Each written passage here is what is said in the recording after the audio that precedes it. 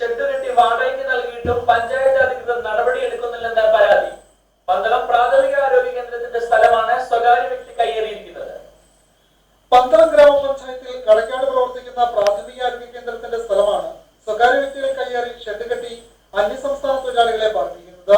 പഞ്ചായത്തിന്റെ പേരിൽ പ്രാഥമിക ആരോഗ്യ കേന്ദ്രത്തോട് ചേർന്ന് ഒരേക്കലധികമാണ് കയ്യേറിയിരിക്കുന്നതെന്നാണ് മുൻ ഗ്രാമപഞ്ചായത്ത് അംഗത്തിന്റെ ആരോപണം.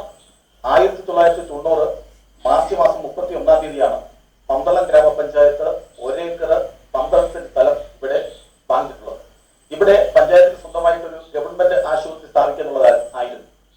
ഇവിടെ യഥാർത്ഥമായിട്ട് ഇതിന്റെ അതിഥികളോ കാര്യങ്ങളോ വ്യക്തമല്ലാത്തൊരവസ്ഥയിൽ കുറെ അധികം സ്വകാര്യ വ്യക്തികൾ ഈ സ്ഥലം കൈകാര്യമുള്ളതാണെന്ന് കാണാൻ കഴിയുന്നുണ്ട്.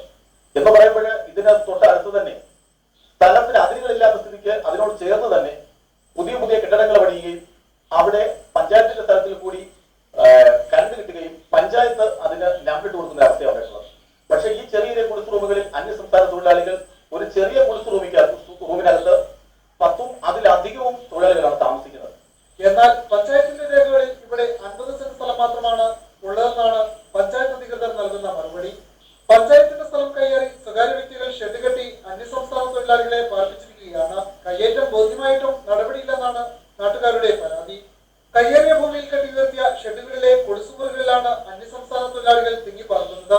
സുരക്ഷിതമായി പ്രാഥമിക കൃത്യം നിർവഹിക്കുന്ന പോലും സംവിധാനമില്ലാത്ത ഇവിടെ നാട്ടുകാർ മാലിന്യ പ്രശ്നവും നേരിടുന്നതായി ആരോപണമുണ്ട്.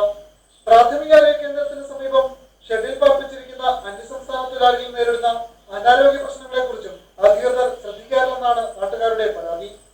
അടൂർ